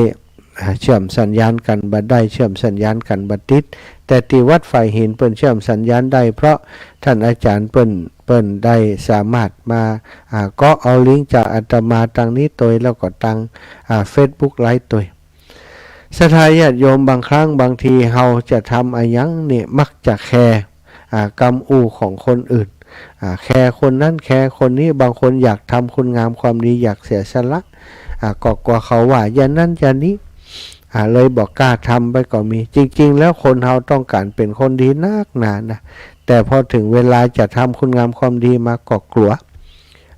ว่าจะมีผลกระทบกว่าคนนั้นจะว่าฮึกว่าคนนี้จะว่าฮึประมาณว่าแคร์ความรู้สึกของคนอื่นแคร์คำตัดสินของคนอื่นมีหลายอย่างที่ตัวอาตมานี่ได้เผชิญปัญหามานี่ถ้าเป็นคนที่แต่เป็นคนที่บานักแน่นจริงๆเนี่ยศรัทธาญาติโยมโดนกระทบกระทำจากตรงนั้นจากตรงนี้มาก็อาจจะท้ออาจจะถอยไปแล้วก็เป็นได้แต่อาตมาเท่าที่ผ่านมานี่ก็รู้ว่าเวลาขึ้นสู่เวทีแล้วมีอย่างเดียวคือเดินหน้าสู่อย่างเดียวถ้าตายก็คือตายบนเวทีนั้นทุกวันนี้ก็คิดอย่างอันเหมือนเดิมนะในการเจอโรงเรียนก็จะช่วยไปอย่างหลายคนบอกว่าบักกัวก็อาจารย์เดินธุดงค์บักกัวอย่างอุ่นอย่างอีก็บอกว่ามันเคยกว่าถ้ากว่าก็คือบ่ทำตั้งแต่แรกถ้าทำแล้วก็คือบักกัวแม้กระทั่งบางครั้งบางทีไปนอนในป่าจ้าครับไปนอนในแพะในป่าลึกป่าลึกซึกใหญ่เนี่ยเขาก็ถามว่าบักกัวก็บอกว่าบักกัวคือจริงๆแล้วศรัทธาญาติโยมเนี่ยถ้าเราตัดสินใจแล้วโดยความเสียสละนี่ความกว่ามันจะไปอยู่ตรงไหนบ่ฮู้นะแม้กระทั่งผีสางนางไม้เนี่ยก็บ่เคยคิดจะว่าจะไปรังแกเขาฉะนั้นก็เลยบ่คิดจะกว่าเขาค่ำมืดดึกเดินที่ไหนถ้าเดินบ่ไหวก็นอนได้ทุกที่ทุกแห่งในประเทศไทยนี้มีบัตรประจำตัวแล้ว นอนได้มีกฎเหียมีชุดที่จะเอาไปโดยก็มีผ้าเหี่ย2ชุดนะศรัทธาผ้าจีวรเนี่ยผ้าจีวรผ้าอดิเรกจีวรชุดผืนหนึ่งผ้าจีวรที่นุ่งห่มผ้าสังฆติติใจอยู่ผ้าคลุมผ้าอะไรอย่างก็มีแค่นี้นะของใจส่วนตัวเหี่ยมีบาทเหี่ยมีของใจส่วนตัวเหี่ยเล็กน้อยเครื่องมือสื่อสารที่จะได้ทำงานเหี่ยไปเดินไปค่ำไหนนอนนั่นชีวิตอิสระเหมือนนกที่บินจากลวงหลังสัทธาบ่ฮู้จะนอนตรงไหนค่ำนี้คืนนี้จะไปนอนที่ไหนบ่ฮู้กำหนดบ่ได้อาจจะเป็นสิ่งที่ไร้สาระสำหรับคนบางคนแต่สำหรับเฮานี่สิ่งที่ทำไปนั้นมันเป็นสาระของชีวิตมันเป็นแก่นของชีวิตพอได้เสียสละแล้วมันมีความสุขสัทธา มีหลายคนฟังเพลงดอกบัวก็บอกว่าอาจารย์มันชีวิตของอาจารย์เลยน้อยนะจริงๆแล้วบัจจัยกับชีวิตของเฮาชีวิตของทุกคนนะศรัทธาถ้าเฮาคิดเป็นเหมือนดอกบัวดอกบัวนี่ศรัทธาญาติโยมคุณค่าบ่จำเป็นจะต้องฮื้อไผ่มาฮื้อคุณค่าดอกบัวแต่ดอกบัวมีคุณค่าอยู่ในตัวอยู่แล้วดอกบัวนี่ถือว่าเป็นดอกไม้ที่เป็นของสูงเปิ้นใจปูชาพระพุทธเจ้าพระพุทธเจ้านี่มีสัญลักษณ์อย่างหนึ่งก็คือดอกบัวศรัทธาพระองค์จะเสด็จไปที่ไหนนะมีดอกบัวพุทธขึ้นจากใต้ดินมารองรับพระบาทของพระองค์หลังจากที่พระองค์ตรัสรู้เรียบร้อยแล้วอันนั้นก็คือเป็นดอกไม้ที่ขึ้นมาบูชาคุณพระพุทธเจ้าดอกบัวดอกนี้นะทุกคนเป็นดอกบัวดอกหนึ่งของตัวเองเฮาบ่จำเป็นจะต้องมีไข่มาฮื้อข่าเฮาอันนี้เป็นดอกบัวที่งามที่มีคุณค่าควรจะนำไปบูชาพระพุทธหรือว่าบ่มีคุณค่าควรที่จะเอาไปเหยียบย่ำก่อนแล้วแต่ไผจะคิดแต่คนเฮาถ้าเฮาเป็นดอกบัวดอกบัวที่บ่หวังผลตอบแทนอะไรอย่างดอกบัวที่มีความตั้งใจที่จะทำงานด้วยความเสียสละศรัทธาคุณค่าของดอกบัวที่เป็นดอกบัวบูชาก็จะเกิดขึ้นทุกคนเป็นดอกบัวบูชาคุณพระพุทธเจ้าใดทั้งนั้นพระพุทธองค์ทรงสั่งสรรเสริญคนที่บูชาพระองค์โดยการปฏิบัติมากกว่าคนที่บูชาพระองค์ด้วยวัตถุของหอมหรือว่าสิ่งภายนอกต่างๆของวัสดุของหอมต่างๆเป็นดอกไม้เป็นธูปเทียนก้าอย่างการต่างๆพระพุทธองค์ว่ากองท่วมหัวท่วมโลกนี้ก็ยังบัดเต่าครับคนที่ปฏิบัติต่อปฏิบัติตามคำสอนของพระองค์ภัยก็ตามปฏิบัติคำสอนตามคำสอนของพระองค์แม้แต่เพียงวินาทีเดียวด้วยความตั้งใจนั้นพระองค์จะสรรเสริญบุคคลผู้นั้นว่าปฏิบัติบูชาอย่างแท้จริงซึ่งเป็นสิ่งที่พระองค์สรรเสริญถึงคนเฮาศรัทธาบางครั้งบางทีเขาจะทำคุณงามความดีแล้วเขาก็แคร์ความรู้สึกคนอื่นแล้วบางทีทำคุณงามความดีอยู่คนก็เหยียบย่ำซ้ำเติมว่าอย่างอันว่าอย่างอีอย่างตีตัวอาตมาเจอเนี่ยโอ้มันไข่เด่นไข่ดังนะกะสปะเนาะที่โดนว่ามันได้เงินได้ทองนะกะมันถึงทำเนี่ยเขาก็ว่าของเขาไปอย่างที่เขาอยากจะว่าอย่างที่เขาอยากจะใส่ร้ายเขาแต่อย่างไรก็ตามศรัทธามีตัวอย่างจากเรื่องนี้อยู่เรื่องหนึ่งที่น่าคิดนะมีอาจารย์คนหนึ่งแกสอนลูกศิษย์ลูกหาด้วยเหมือนกับสอนให้เขาได้หันภาพจริงๆว่าคุณค่าของตัวเขาอยู่ที่ไหนของคนเฮาเป็นอย่างไรแกเป็นคนที่สอนแบบพิสดารมาก เข้าห้องเรียนมาปุ๊บศรัทธาจกแบงค์พันออกมาใบหนึ่งฮือศรัทธาหันแก่งฮือศรัทธาพอฮือนักเรียนพอนักเรียนอันนี้อะไรลูกเนี่ยแบงค์พันค่าไอ้ล่ะแบงค์พันก็มีค่ามีราคานะศรัทธามีค่ามีราคา มีถึง10-100ก็แล้วเนาะซื้อขนมได้เยอะแบงค์พันถ้าอาจารย์จะเอาแบงค์นี้ให้เธออยากได้ไหมลูกใครอยากได้บ้างเธอรู้จักนะแบงค์ธนบัตรเนี่ยมีค่ายังไงเด็กๆก็บรรยายว่าโอ้มีค่าอยากได้ทุกคนอยากได้แต่เมื่อพอทุกคนอยากได้ปุ๊บอาจารย์ท่านนี้ก็ขยำอะไรอยู่ในมือแบงค์พันค่าอาจารย์หือละอ่อนพอโอ้เป็นแบงค์พันที่ถูกขยำศรัทธาแต่ว่าบัญชีขาดถูกขยำเป็นก้อนโอ้ยหน่อยเดียว จากแบงค์พันที่งามๆถูกขยำเป็นก้อนโอ้ยหน่อยเดียวถามว่าจากแบงค์พันที่งามๆถูกขยำทุกคนขยำเป็นก้อนโอ้ยหน่อยเดียวเพราะว่าคุณค่าของศรัทธาจากแบงค์พันที่งามๆถูกขยำอยู่นั่นเองทุกคนอย่างได้เธอยังอยากได้อยู่เหรอขนาดที่มันยุ่ยี่อย่างนี้นะอยากได้ค่าเพราะมันยังมีค่าสามารถใช้ได้ค่าอาจารย์ก็พออย่างอันปุ๊บก็เอาใส่ปากเกี้ยว แต่ว่าเกี้ยวบ่ฮือวันนี้นะ ลงทุนลำไปก็เกี้ยวนี่เนาะเอาเป็นก้อนนักเข้าไปแหมอันนี้สกปรกแล้วเอาไหมนี่ลูกเอาใครอยากได้ยังยกมือกันทุกคน เมื่อยกมือกันทุกชนอาจารย์ก็เอาจ่งลงไปตีปื้นแล้วเอาตีนกระเถิบยำเอาตีนเถอจนดำคิกดิกเอาตีนเถอลงไปก็ก้มลงไปเก็บขึ้นมาอันนี้คืออะไรลูกแบงค์พันค่ะเธอยังต้องการอยู่ไหมยังต้องการอยู่จะถ่ายญาติโยมบทเรียนในเรื่องนี้อาจารย์เปิ่นได้สรุปให้นักเรียนฟังว่านักเรียนแบงค์พันมีค่า 1,000 ถึงจะอยู่ในสถานะไหนก็ตามก็ยังมีคุณค่าเป็นแบงค์พันอยู่นั่นเองถึงจะเป็นใบใสๆสะอาดก็เป็นแบงค์พันมีค่า 1,000 ถึงจะเป็นใบที่ยับยุยี่ก็ยังเป็นแบงค์พันมีคุณค่า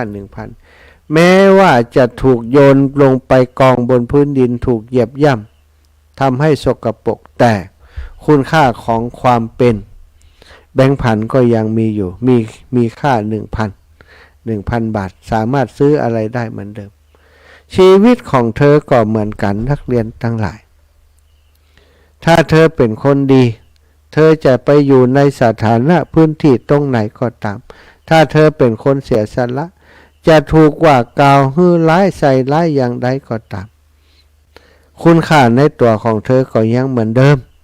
เธอยังเป็นคนดีเหมือนเดิมยังมีราคาเหมือนเดิมราคาของเธอบ่ได้อยู่ที่ว่าคนนั้นจะด่าเธอคนนี้จะด่าเธอคนนั้นจะเหยียบย่ำเธออย่างใดคนนั้นจะสรรเสริญเธออย่างใด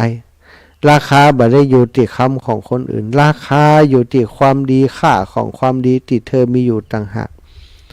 เพราะฉะนั้นเธออย่าสนใจคนอื่นถ้าเธอเป็นคนดีถ้าเธอทำคุณงามความดีอย่าไปใส่ใจอย่าไปแคร์คำคนอย่าไปสนคำใครอยู่ติดใจของเฮาใจเฮาดีใจเป็นพุทธนะใจดีเป็นพุทธใจบริสุทธิ์เป็นพระ เป็นทุกเจ้าค่ะใจดีเป็นพุทธนะใจบริสุทธิ์เป็นพระสถาญาติโยมพระก็คือสิ่งที่เป็นคุณงามความดีนะไม่ใช่พระสงฆ์นะใจดีเนี่ยก็คือเป็นใจของพระเจ้าสะอาดสว่างสงบนั่นเองเอาสถาอีป่อยอีแม่จะลองเปิดสายพอแล้วมีตังใดโทรมาพ่อไม่ย้ายพรตื่นแล้วยังเอาวันนี้ก็ถ้าจะได้แถววัดไฟหินเนี่ยถ้าจะมีสายเข้ามาเอาเปิดสายให้สถาญาติโยมได้โซมาอูจาสนทนากันสักเล็กน้อยฟังจากน้ำบ่อสาวาเจ้าน้ำบ่อสาวาก็ดังอยู่เนาะขอบคุณนะขอบคุณนะแม่นวลยอดคำปานโยมแม่ไว้สาเจ้าเจ้าได้ยินชัดอยู่เนาะได้ยินชัดอยู่แต่ว่าเนี่ยกองซักห้วยกองซักนั่นเพิ่นเอาเครื่องไปเช็คกรุงเทพเจ้าเครื่องไปเช็คอีแม่นแล้วแต่ว่าของขึ้นสีขาวมันได้ที่ทรงเป็นส่วนกลางไปนะเน็ตเปิ้นถ้าจะรู้มันแป๊กปอกอยู่ตั้งห้างเจ้ามันละลำปางก็เลยมันได้ยินเพราะลำปางเขาตั้งอัตโนมัติครับจากขึ้นสีขาวพอตั้งปุ่นมาส่งมามันก็กลายเป็นเพลงไปเห็นลำปางมันได้ยินไหมเจ้าอันนี้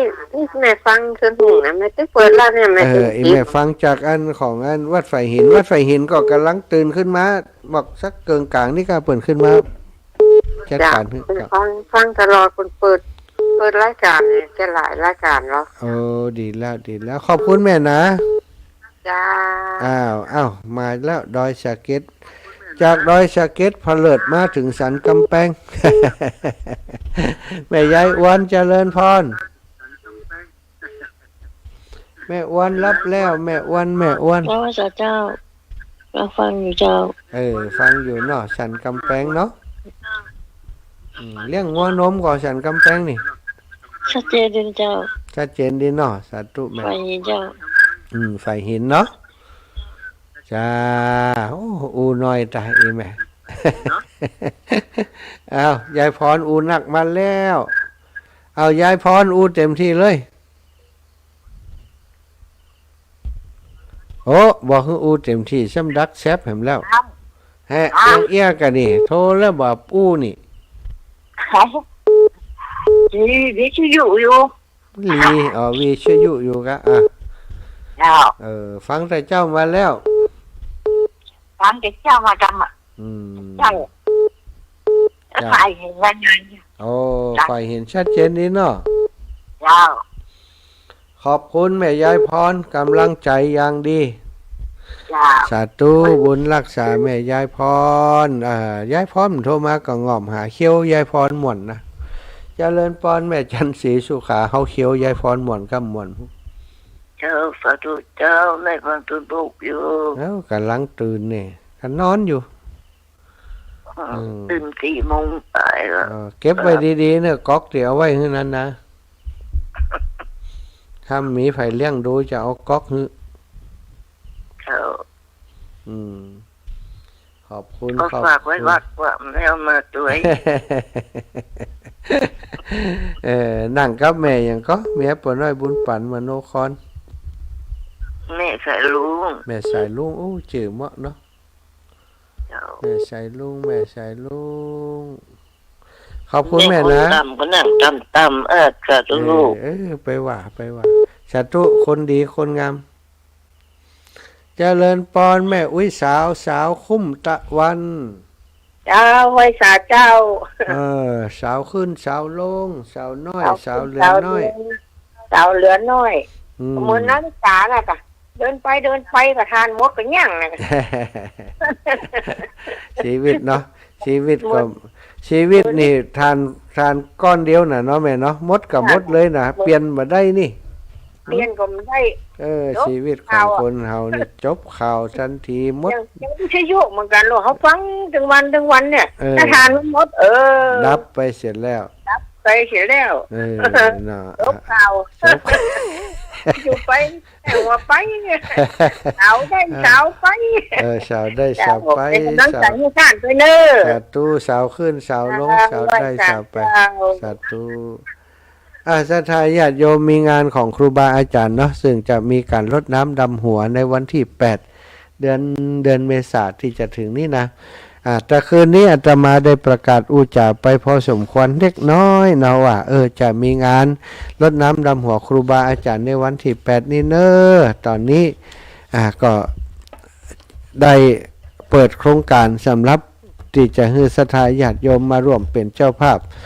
สำหรับไตรยทานเรียกว่าสังด้วยกันได้อุปจาไปเนาะเนื่องจากว่าปีนี้ตังลำปางเป็นเจ้าภาพขอจะรณรงค์อาตมาเป็นคนประสานงานเนาะเพื่อจะให้ศรัทธาญาติโยมได้หายได้หอมเป็นเจ้าภาพกันทำมาชุดละ 1,000 บาทซึ่งตอนนี้ก็มีคนที่เปิ่นหายหอมมาแล้วศรัทธาเจริญบอนแม่ศรีวิไล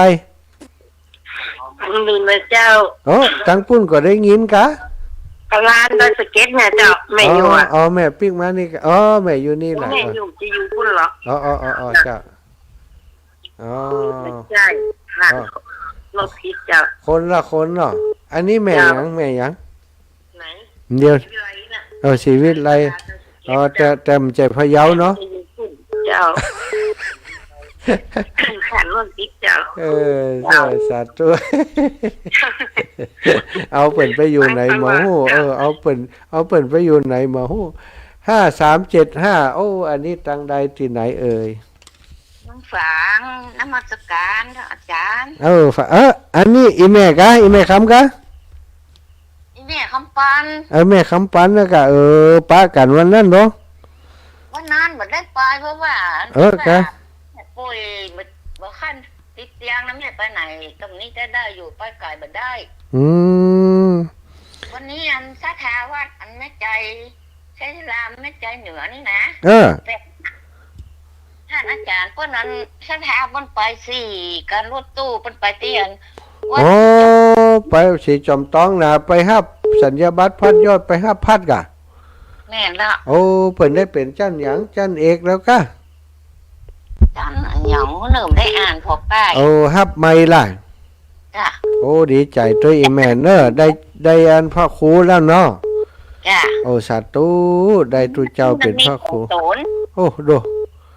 โอ้ มีส ดี อง ใจ สูงนะคำว่าน้ำใจนี่นะ โอ้ดีใจดีใจโดยศรัทธาก็ไปด้วยกัน8 กันรถเนาะ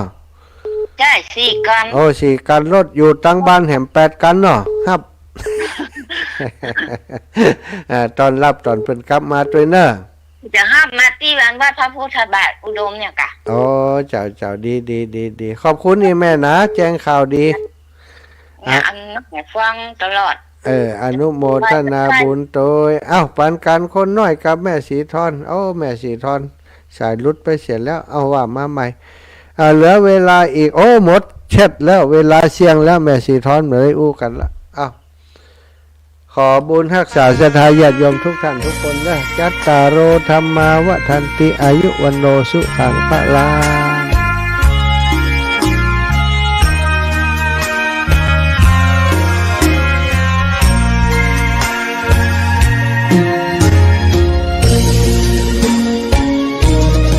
จัตตารโอธรรมาวทันติอายุวันโนสุขังพลา